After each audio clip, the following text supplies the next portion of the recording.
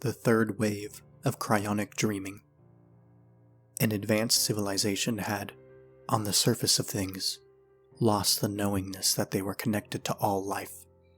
Because of this, they attempted to control everything they could, including birth and death. They noticed how insects could survive for years in a state of hibernation at low temperature, and then they revived and continued their whereabouts like nothing had happened. Experiments were made on mammals, and soon they successfully freezed and revived these small creatures. The technique was perfected, and soon human beings volunteered to be frozen. They called the process cryonics. Like with smaller mammals, they succeeded reviving some of these humans. The damage that the process had caused to some of the brain cells were mended by artificially recreating these brain cells. Also, a few of the organs had to be replaced, but as organ transplantation had become routine for this advanced civilization, that caused no problems. At first glance, it seemed their attempt to escape death was successful. However, after a while, the revived humans started to develop severe anxiety. Confident that they could also solve this problem, they called in their best psychologists to heal these patients. During hypnosis, it turned out that, hidden deep beneath their conscious awareness, they had memories of the time they had been frozen. The patients described it as an eerie feeling of nothingness that seemed to last forever. As news of this spread in the society, the stocks of the cryonics company plummeted. The huge group of wealthy customers that had previously placed their faith in cryonics was now standing there with their unmet need of escaping death and a lot of money. An unmet need and a lot of money was something that could propel this advanced civilization into action like nothing else. So very quickly new methods were developed that promised to solve the problem. Instead of freezing the brain, it was kept in a specially developed liquid called CSF fluid. That would preserve it. While floating in the CSF fluid, it would be in a dream state, experiencing only very pleasant dreams. Hope started to flicker again, and many of the previous cryonics customers bought into this new and much more advanced product. A part of the deal was that they, for a period of time, had to carry Neuralink technology that would store experiences that would later be used for creating the digital dream in their state of hibernation. At first, the experiment seemed to be successful, and soon, whole families were preserved in that way, with their children, grandchildren, and great-grandchildren coming to visit the centers where the brains of their family members were kept and monitored for later reawakening. However, one day, a whistleblower from the company shared some unpleasant information.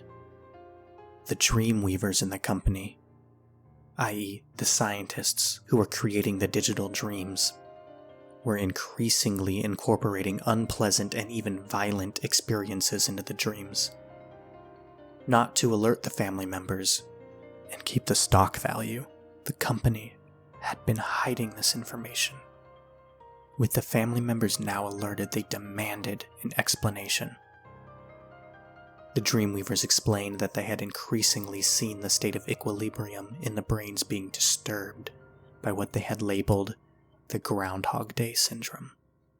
Pleasant memories worked for some time, but after a series of repetitions of the dreams, disharmonious and even chaotic brain patterns started to happen. They had tried different kinds of methods, and so far the only way to reestablish a calm and tranquil state was to introduce these controversial dream states. As the crisis was now out in the open, a search for how to remedy the situation was now attracting more resources and attention, and soon, a group of scientists proposed a solution which they called the third wave of cryonic dreaming, or cryo-dreaming for short. At a secret board meeting, they explained to the rich families that to maintain a state of equilibrium for their ancestors and for themselves when it was time, it wasn't enough to experience a very pleasant dream over and over again. Novelty was needed. Having the full attention of the whole board, the lead scientist spoke. As you know, a brain-chip interface is now already at work out there and has become a necessary prerequisite for any career-driven businessman and woman. We want to excel and earn a lot of money. Our reality is already augmented. What we propose to solve the problem of novelty is a slight alteration to the augmentation. What kind of alteration? One of the family members asked. With the alteration, we propose experiences from the person with the brain chip interface will be uploaded to the receiving brain. The receiver will feel what they feel, see what they see, and hear what they hear. Already now, we have 10 hosts living their lives with a brain chip interface that they think is just a helpful connection to cyberspace, but is also sending data to us. With our most recent updates, it is even possible to take momentary control of the hosts in order to experience certain kinds of experiences according to your tastes. Are they aware that they are hosts? Of course not, the scientist replied. Well, what are we waiting for? Let's roll this plan out in full scale as soon as possible. There is one thing though. What? When you transition to the hibernation state and all of your experiences will be from hosts, we don't know if you will ever be able to wake up from the digital dream state. Will we know the difference between reality and the dream state? No. You will not be able to tell the difference. The experience will be indistinguishable from reality. The family members looked at each other, grinned, and agreed that they saw absolutely no reason to say no to this offer. Exactly, the scientist said with a small smile.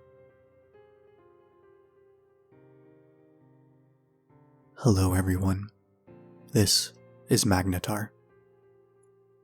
I gotta say, when I was reading this story, it reminded me of just how much I long for a cure to death to be discovered.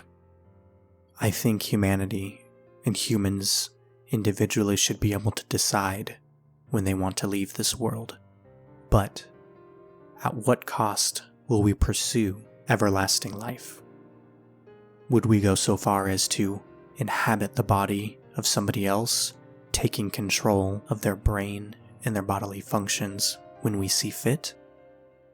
I wouldn't put it past the most powerful among us. Who knows? This could be happening now, while you're pondering that. Please subscribe to the channel and join the void. But remember, astrophobes be warned.